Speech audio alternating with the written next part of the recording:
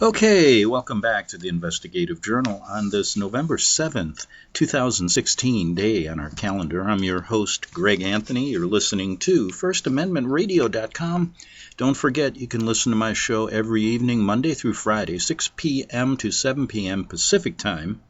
They also play the show at 11 a.m. Pacific Time, and if you can't get it there, go to my long-standing website at arcticbeacon.com. That's arcticbeacon.com, and you can get shows going back over a decade regarding what I call the Vatican-led, now remember that, Vatican-led New World Order.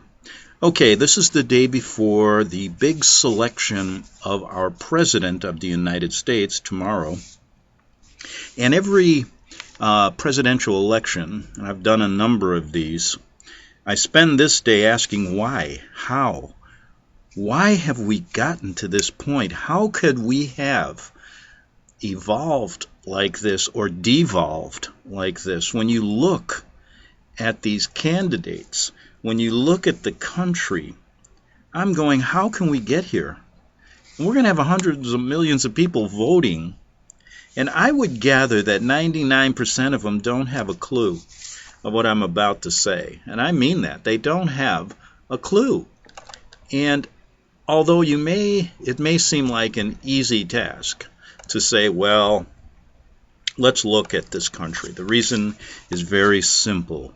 Our education system is deteriorated. Our morality has deteriorated, and all of that's true. But let's look at this more closely. There's a hidden agenda in this country that started out a long, long time ago, and we have to get to the bottom of that. So it's kind of like once you get through one area, for example, let's talk about the obvious. Let's talk about why is America in this position.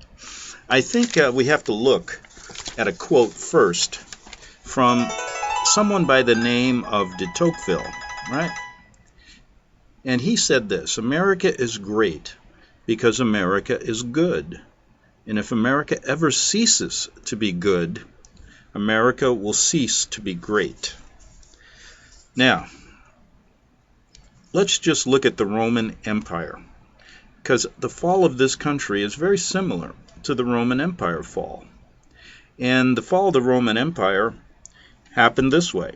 The Roman virtues, honesty, candor, frugality, and patriotism withered and died.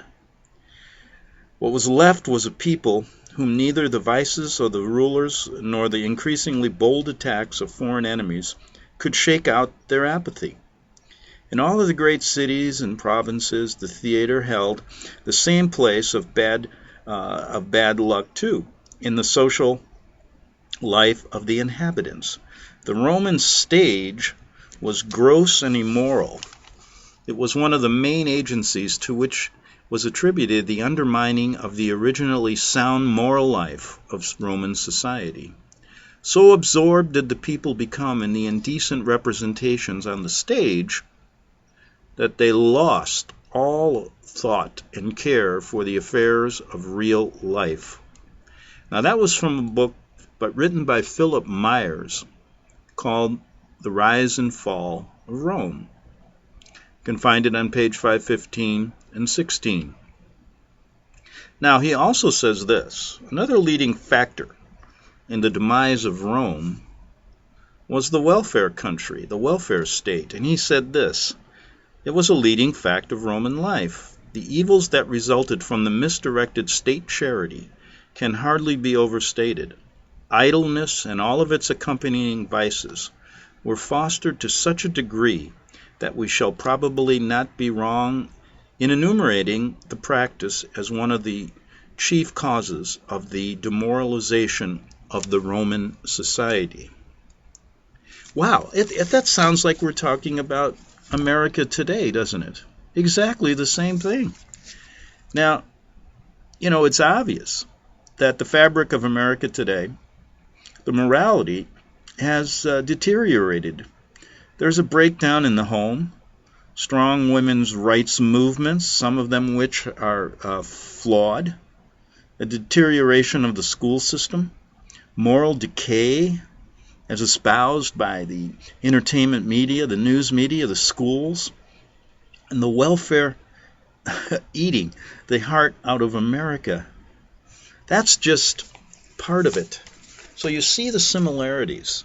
So the question becomes, you've heard this old statement, if you repeat history, you commit the same mistakes over and over again. Now, the real problem here, now let's look at this closely. So it's pretty obvious to say, well, how did we get here? How did we really get here? Now, if we look at it from a historical point of view, Americans are illiterate in history. Why? One, because they've been given the wrong history, right? They've been given revisionist history. And secondly, it's not emphasized even revisionist history. You can go through this country, people don't even know what the Constitution is anymore. And it's getting worse and worse and worse. Most of them, people know everything about computers now. They know everything about all these computer games. They can hack, they can do these things, but they have no idea about the fabric of this country, what it was all about. They have no idea how this country was founded, even from revisionist history. So if they don't know that, how can they slice away that cover and get to the real hidden agenda, the real historical things that are hidden? Many of them hidden away in the Vatican vaults, many of them hidden away in history. Even our own history is tainted. But if you don't know even the basics, for example, 30, 40, 50 years ago was much different. At least you got history courses. Okay, you may have learned the wrong history, but education was emphasized. For example, you may not be good in math, but there are people that are. But that's not emphasized. We used to be number one in the world. Now we're what, 27, 28? And this to me is a design. So we have this deterioration of the educational system. I even see people don't even know how to talk to each other anymore. They have no courtesies whatsoever, and I find this interesting. Now, if I talk to an older person over 50 or 60, I think they still have a semblance of that. They still know how to say hello in the morning, good morning. You come by some of these millennials that are digging their heads in these young people. There's nothing wrong with young people. I'm not saying all of them are like that. I'm saying you get a majority of people walking around like zombies. And I think that's the key problem. So here we have, and I always like to do this on election, the day before the elections, because the big question to me is always, how did we get to this point? Look at the two candidates that we have running. I mean, you have to admit, it's the lesser of two evils. Now, the reason I say that is, who would want somebody like Hillary Clinton, who basically, it's like putting Charles Manson, if he, a serial killer, into the office, as well as a corrupt politician that has done so many. I mean, if you know their background of the Clintons, the most corrupt family in the world, that's who's running. And we got millions of people voting for that. So they obviously don't care about corruption. It's in their DNA now. Oh, all politicians do it. So, well, if she gets in, well, maybe I can be corrupt too. What's the difference? It's only national security. It's only politics. But do they realize the number of crimes this family has committed and allowed to commit, and all of their cronies, both on the Republican and Democrat establishment, have allowed this to happen? So we look at it and go, wow, how could that happen? Then we look on the other side, and we have Donald Trump, who is now touting this nationalistic idea. He's giving you everything, that sounds good. And let's look at it this way. What would be nice would be to have a guy that does a lot. His policies, I'll tell you, would bring back America if there wasn't something behind the scenes going on, to where it should be, in a sense, to recoup some of the things that we've lost. He wants religious freedom, justices in the Supreme Court that uphold the Constitution, not rewrite it. He wants to bring back the economy, lower taxes for the middle class, get rid of Obamacare, which is a disaster. Who wants insurance? Just think if you were growing up as a kid. You're 25 years old. You're not going to get sick. You got a policy that you're paying more than your mortgage now, and your deductibles are $15,000. How are you going to do it? Why do it? But it was a design from the beginning. They didn't want Obamacare to succeed. They wanted it to fail so they could usher in a socialist medical system, which is terrible. We got people now that are waiting for medical service for weeks and weeks and weeks, and it'll get worse. You cannot have a government controlling everything. That's what happened to the Roman Empire. It fell. And that's what these people want this country to do. So we have Trump doing completely the opposite. He wants to bring down corporate taxes from 35% to 15%. Get rid of Obamacare. And let me say something about that. In my when I was younger, I owned a couple restaurants. And basically went out of business in a couple of them. But I could not keep up with all the rising regulations. He wants to get rid of a lot of regulations. I couldn't keep up with all of the... I spent more time working on my books, trying to figure out how to, I get one thing after another. And so somebody about 3 years ago said, "You want to go back in the restaurant business?" I said, "With Obamacare? I couldn't afford it. How are you going to pay?" It's an amazing story here. Most of the time, what you're going to have to do is hire part-time workers, and that's all that jobs are nowadays. People have no hope. There's so many people that have gone out of the labor force that all of the reports that come from the government are bogus. So we got Trump wanting to bring down middle class. He says all the right things to bring America to, let's just get to the chase. He says, let's make America first. Let's make America great again. Now, what would be the obvious would be to have someone that really understands all this stuff, that's been working in it for a long time, to do that. Trump is coming out of nowhere, and you have to ask, how did he get there? So, many people are going to make a decision based on shallow information, based on a lack of information, and based purely on emotions.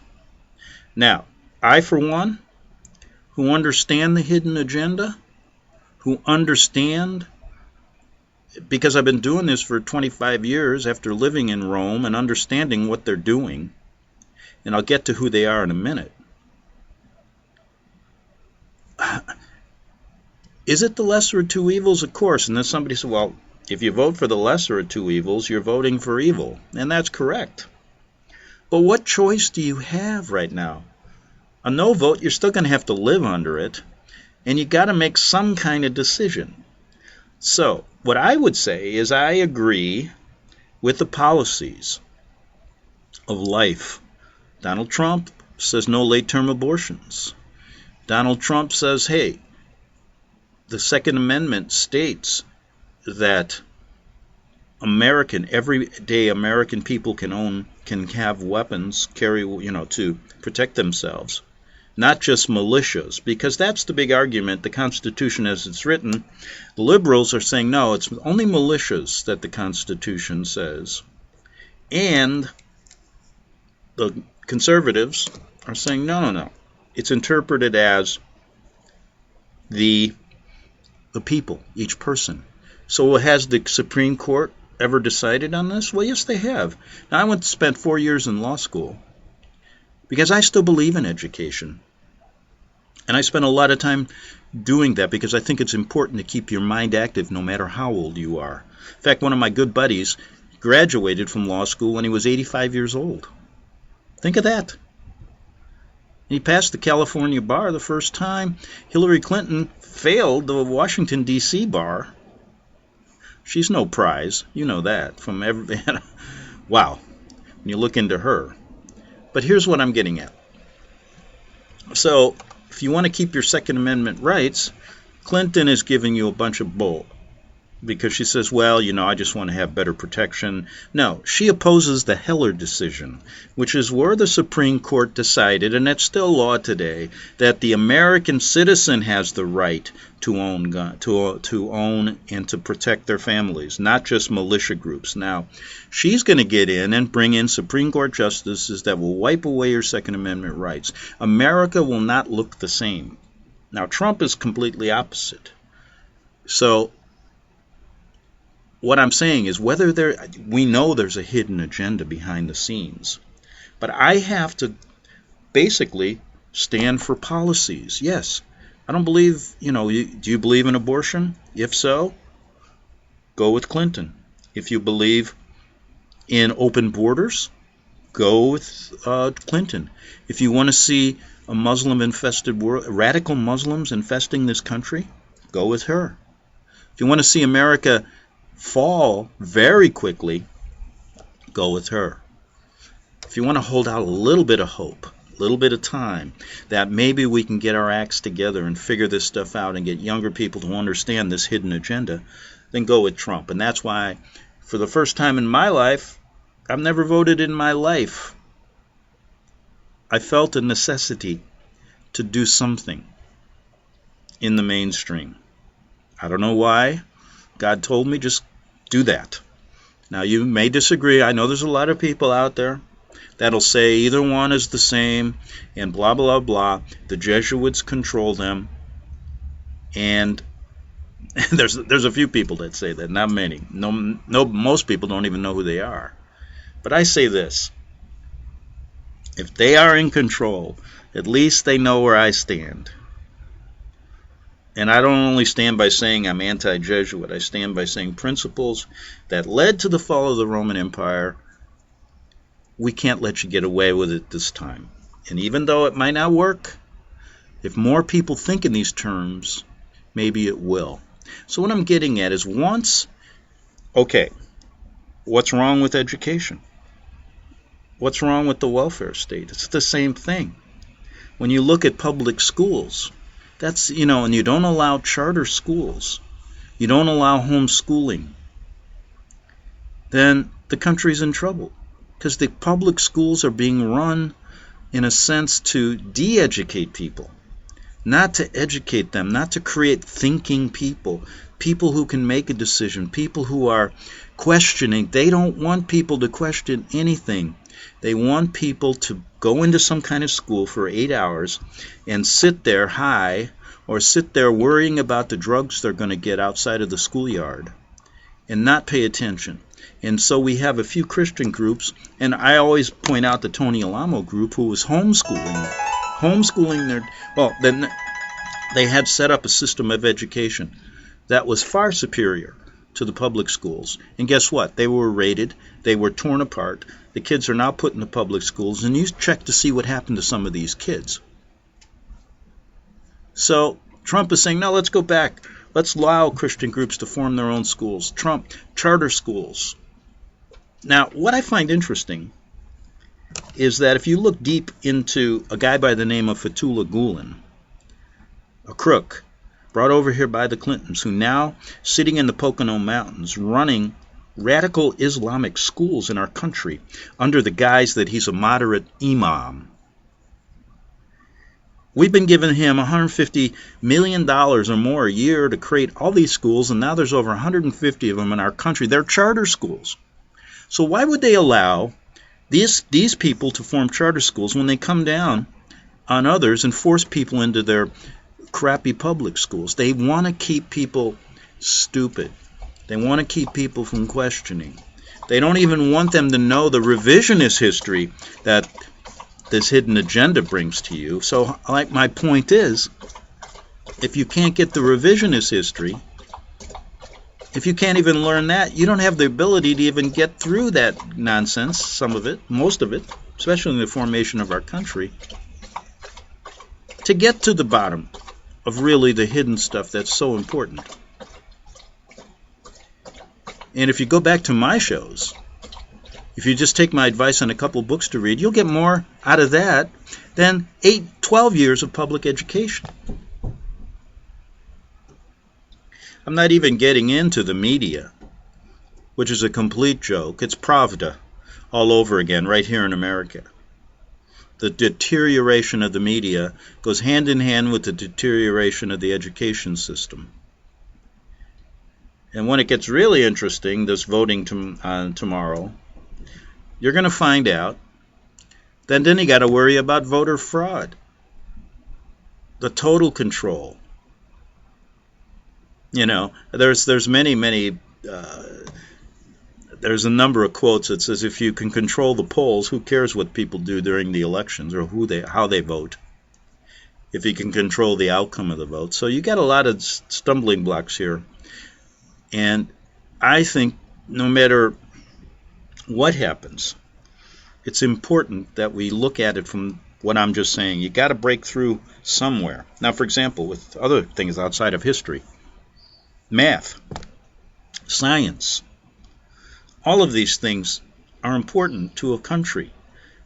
Religious beliefs, allowing freedom of that, allowing the freedom to not only live in this world, but to understand the real importance of the Bible and things that came before us, that are all being basically eliminated. That's why our country is in bad shape.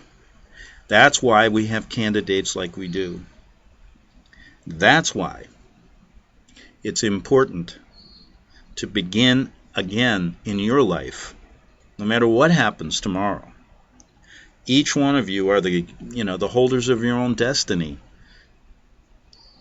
And you got to start from somewhere, some basis, and work your way back to what happened and why are we here right now with candidates like this. There's a lot to look at, because once you go back, this is the nice thing about it. Once you start tracing and getting through revisionist history, which teaches you a lot of wrong things about the founding fathers and the formation of this country, and you get to the truth about that and who's behind it, you then get to the truth about the Bible, and you start looking at how that relates to what's going on in the world today. And you can go all the way back to the mark of Cain, read the story of Cain and Abel, and I think you'll come up to a conclusion of why we have rulers of evil, why this progression of evil has continued from the beginning of time and is right here with us today. So you have a biblical interpretation along with what you live in today. And that, my friends, is a lifelong endeavor. Much better than relying on chaos and confusion and constantly choosing the better, lesser of two evils. It's knowing why we're in that position that's important. And in the second part of my show today, I am going to present to you how the Jesuits controlled, and the Vatican controlled, the destiny of the United States. Okay, big, huge story. Can I do it in a half hour? Of course not. I can lay the groundwork for you to go deeper, to understand really what is going on behind the scenes. We'll be back in 3 minutes on the Investigative Journal.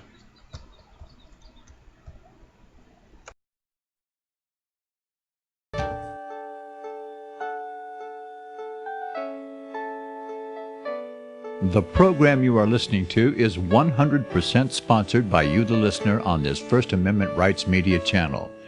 You will notice that there are few commercials on this radio network.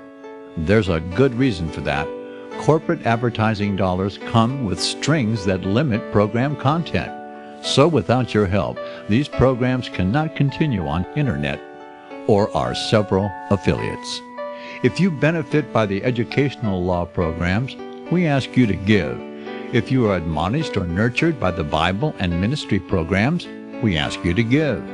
If some voice a cause that you are passionate about, we ask you to give. If you believe in any of these, we ask you to support them as you would a missionary on a continual basis, as if giving a tithe for missionary radio.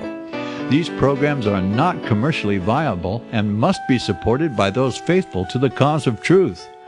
Look for the button to sponsor your favorite programs at our listen and schedule pages on the internet. Then, when you subscribe, we will send you the last quarterly MP3 CD of that program immediately, and continue to do so with each new quarter. We will also give you unlimited archive access to all of our programs. We're asking you to give much less than a tithe, so that you may also send support directly to a particular program host, cause, and anywhere else the Spirit may lead you. Do all to the glory of our God and Creator, for His holy nation, the only kingdom that will last forever. Thank you for listening.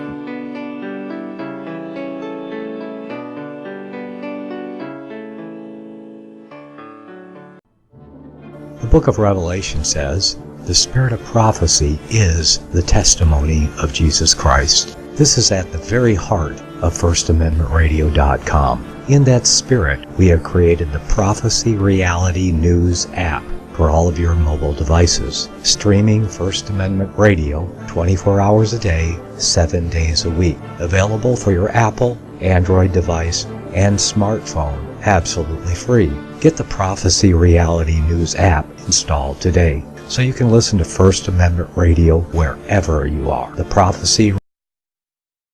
Since the beginning of time, kings have sought it, nations have fought for it. It has been traded, it has been borrowed, it has been purchased, it has been stolen. There's a reason for it. To secure the blessings of liberty to ourselves and to our posterity, invest with the security of gold and silver. Call Discount Gold and Silver Trading at 1-800-375-4188 or visit discountgoldandsilvertrading.net. Listen to Financial Survival with your host Melody Cedarstrom right here on FirstAmendmentRadio.com at 4 p.m. Eastern or 1 p.m. Pacific Time. Visit discountgoldandsilvertrading.net or call Discount Gold and Silver Trading at 1-800-375-4188. Toll free 1-800-375-4188. Okay, we're back for the second half hour of the investigative journal, The Day Before America, or Our Elites Select a New President. And this is the best part of this show. We want to get into, really, you got to go to the first half. We talked much about how America is ignorant of its own history, ignorant of revisionist history given to us by the writers of that, and I believe it's the Jesuit order and the Vatican, very instrumental in creating an illusion of this country. And most people don't even know what that is. I don't even think people understand what most people, not even what the Constitution really says, and really care little about it. And that is the downfall of this country. But even if they did, the country would fall.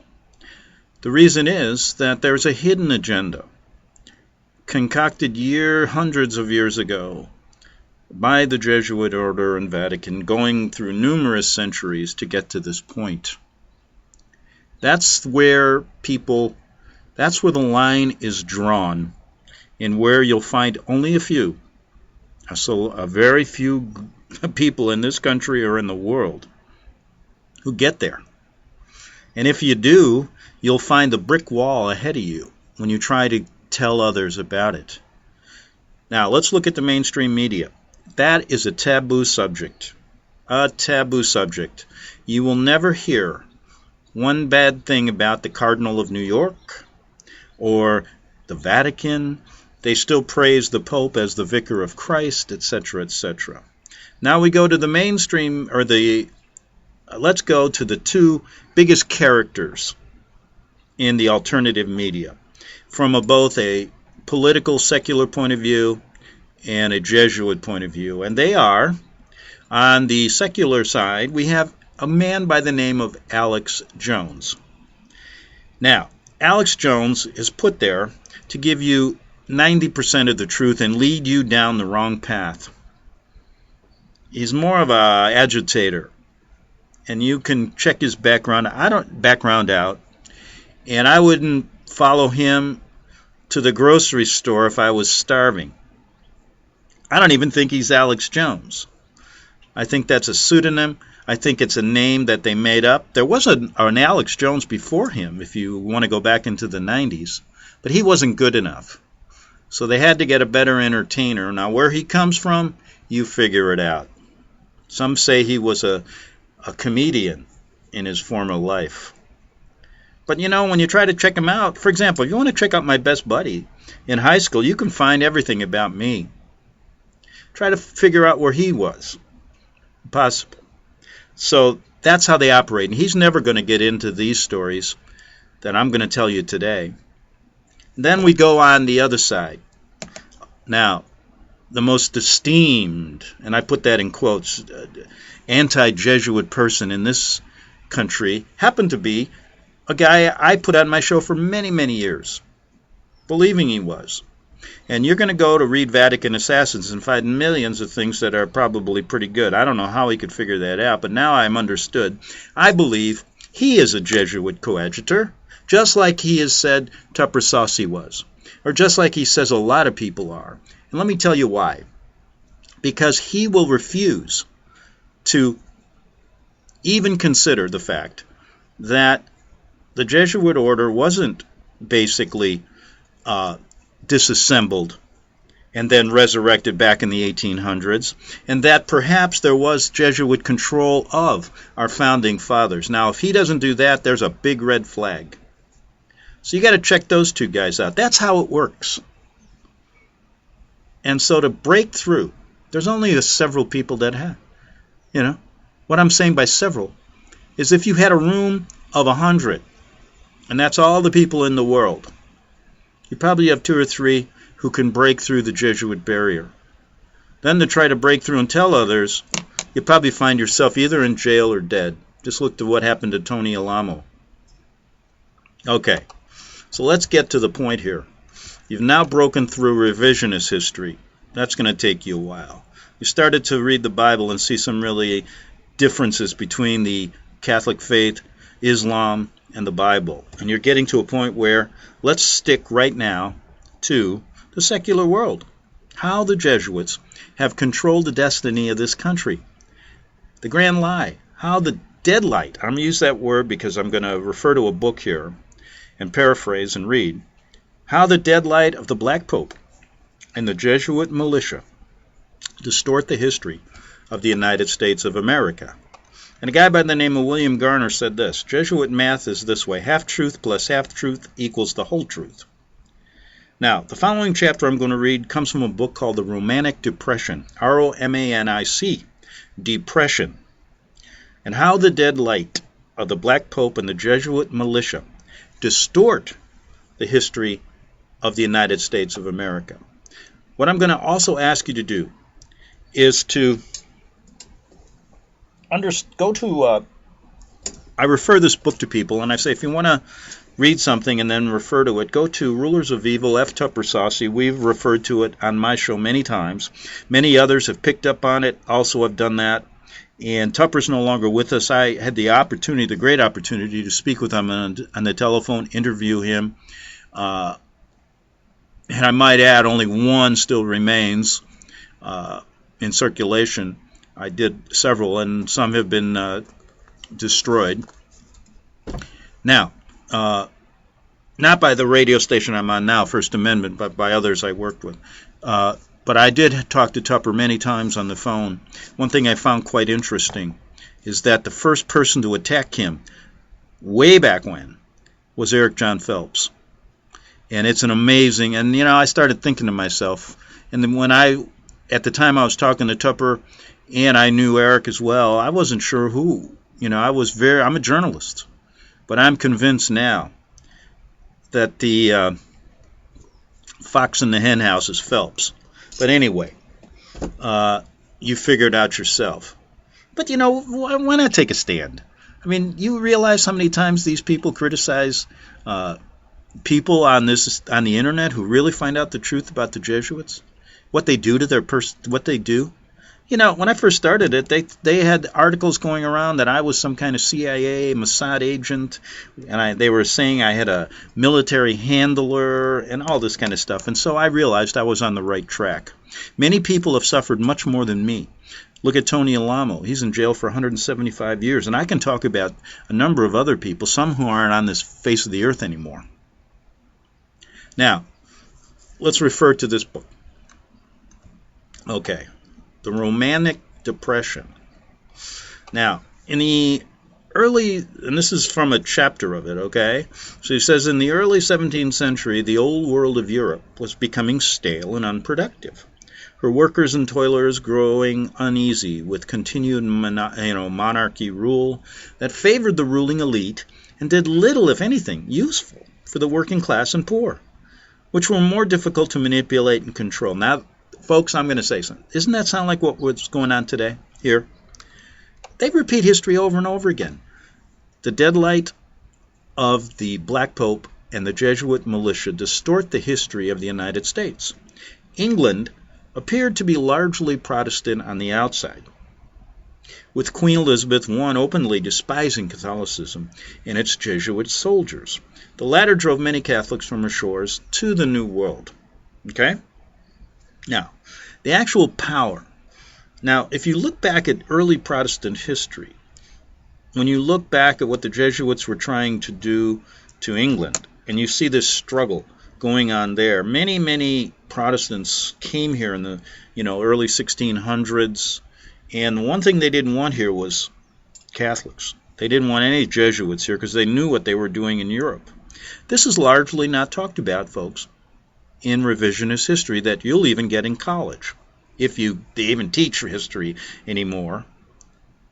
Now, the actual power behind the Tudor throne, Secretary of State William Cecil, and the Stuart throne, later his Prime Minister, son Robert Cecil, didn't care one way or the other what the ruling religion was, as long as their agendas were adhered to and the goals met. Despite their indifference, their reigns remained anti-Catholic. Now, so the Jesuits set their sights. They began to set their sights on the New World and began designing a new form of government. Yeah. Where do you think this came from? And when you start really understanding the role of the Founding Fathers, you'll really understand what's going on today. So the Jesuits set their sights on this world, this new world. And they wanted a new form of government, one that would, on the public surface, that's the key, appear to grant freedom and liberty, on paper at least, to its citizens with the secret intent of creating a slave state of dutiful taxpayers and obedient workers. Wow. Folks, what do we have today? Dutiful taxpayers, even though income tax is not constitutional, and obedient workers who don't question anything. News of this new form of government and rule spread across Europe and attracted some of the brightest minds who emigrated to the New World in search of prosperity, freedom of religion, and freedom of speech, among other promises of independence. Underneath the gloss, though, the Jesuits operated behind the Black Curtain, creating a powerful and most secret dictatorship that rules much the same even today. Now, I'm going to add, like I did in the previous paragraph, all you got to do is start really checking out, one, all of the Jesuit universities in this country, the total control of Catholicism here, all of their influence through Georgetown University and the School of Foreign Service, and all of the Jesuit influence in our government today. Now back to the book. Those very bright immigrants soon learned the true nature of the Jesuits and their actions in America. Some chose to leave and not bear the burden of clashing with this powerful society. Others chose to remain in America and learn how to work within the new system, despotic as it was to become.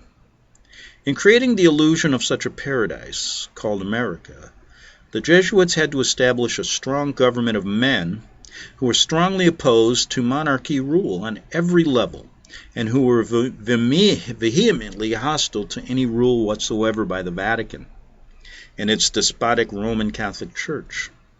So the Jesuits developed various schemes to fool, entice, coerce many future leaders of America to immigrate to the New World and help build the Jesuits' vision of a new sham government. What do you have today, folks? You have a sham government. It's being pointed out to you every day now, a sham newspaper system, a sham media. These men had come from England and France, where liberties, even to many of the non-aristocratic elite, were few. To appreciate the full picture of the Jesuits' new scheme, the author here asks you to consider this.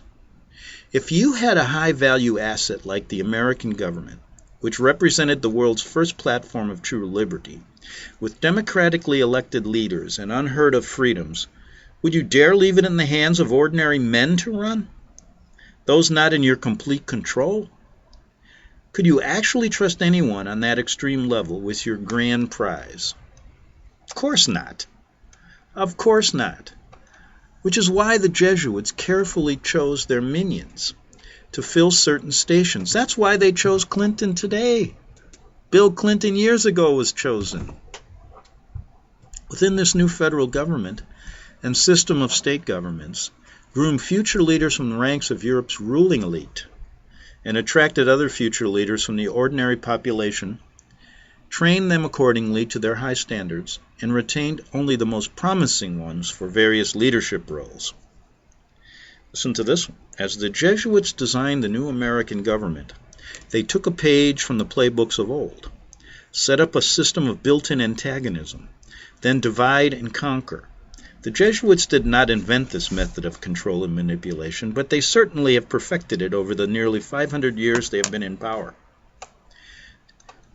Take a population, slice it in two parts, control each part by pitting two groups against each other in as many ways as possible, so members of the two parts see each other as mortal enemies. Repeat as necessary until you achieve the desired result, which is subjugation of the entire population. It has worked well in every single country the Jesuits have conquered when they were unable to control an entire population as a whole. We've talked about the Hegelian, folks, on this show. We've talked about the Hegelian dialectic ad nauseum. That's exactly what I just read to you. And that's exactly what they're doing today. This tactic also works well against those specific sectors of a given population. People of particular belief, for example, that the Jesuits wish to attract and control. The Jesuits identify their targets, design and institute a new attractant, which may be a political party or some form of entertainment, hook their desired catch, and simply pull them in. Those who comply are rewarded. Dissenters are banished to the margins. 50 years ago, the political landscape was seen publicly as a gentleman's game. Politicians who acted and looked the part, little rhetoric or personal attacks in the media, few publicly leaked scandals, toned-down presentations of any political affairs on TV. The 1950s and 60s were a quieter time in politics for the American public, because the Jesuits were still building the government's infrastructure after World War II and instituting new departments to fit the prevailing climate and also to prepare for the coming ones. Television back then was relatively a new tool on the stage, and like actors themselves, was being groomed for a much grander purpose, to unleash a new propaganda machine. For now, though, it was used by button-down reporters in dark suits, no smiles, deep commanding voices. I don't know if any of you remember Walter Cronkite. And these people reported on serious issues like the Vietnam War, anti-war protests by college kids at home, drugs, the hippie generation, and do-nothings, and misfits who smartly tuned out to all of the goings-on. Most Americans still could not afford a television set, so the majority tuned in to radio news, shows, and advertisements. That's when I should have lived. I could have made everybody listened to the radio? Now, what is it? All computer nonsense. But anyway, at that time, America seemed perfectly content, having just two major political parties. Democrat and Republican, with a handful of minor ones that were too small and insignificant for the Jesuits to be concerned with. The Jesuits felt they could control American political sentiment and action via these two main mechanisms, which had worked well over the previous 50 years.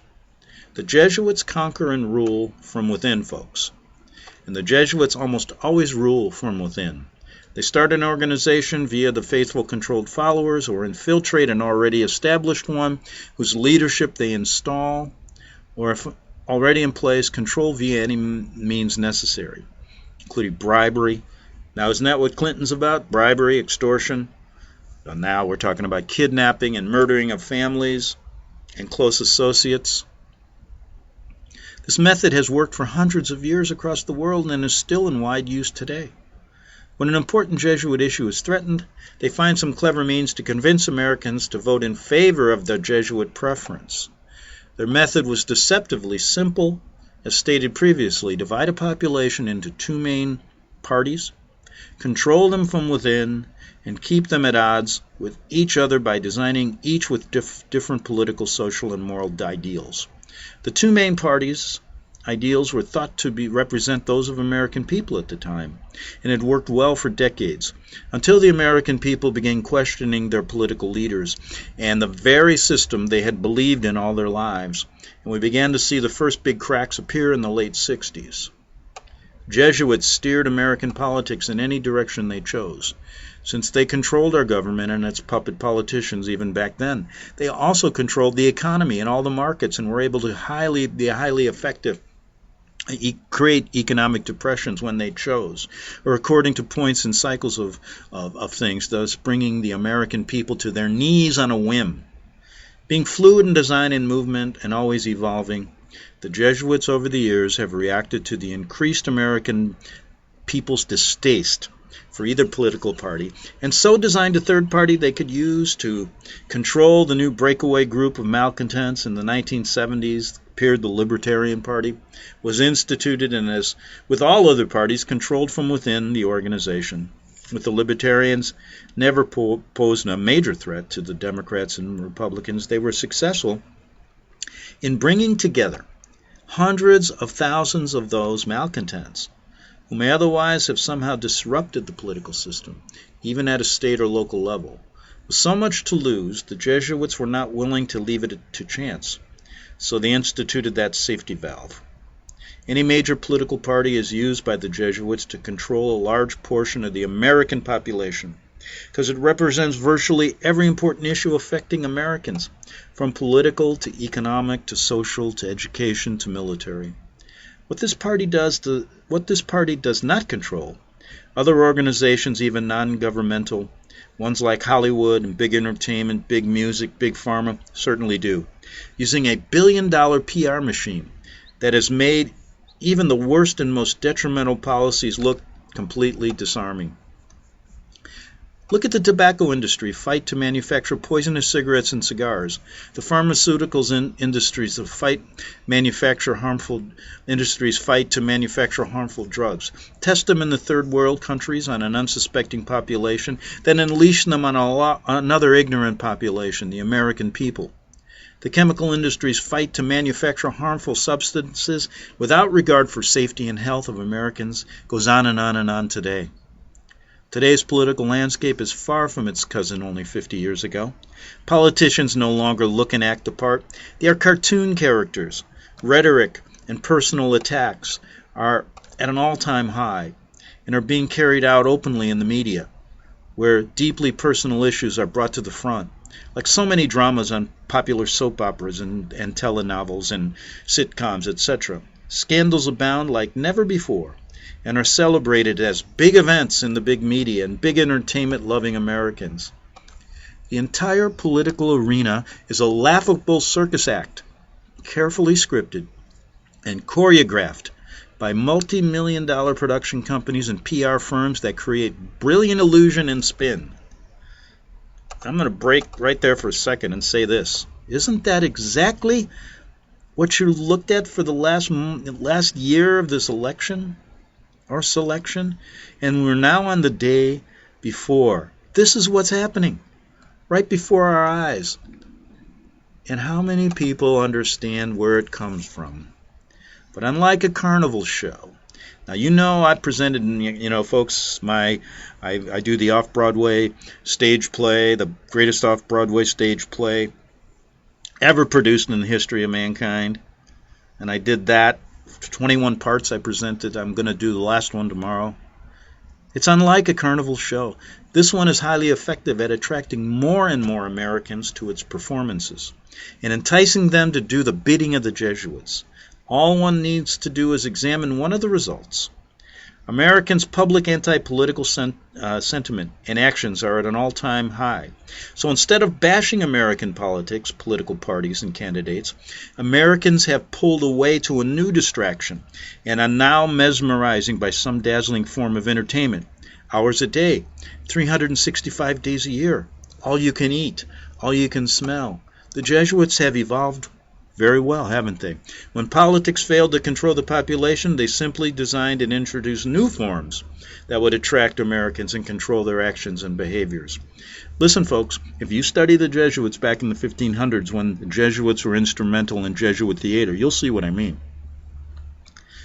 On the outside, the formula is simple and deadly effective on all levels. Again, one only need to look at the results to affirm the points this author is making.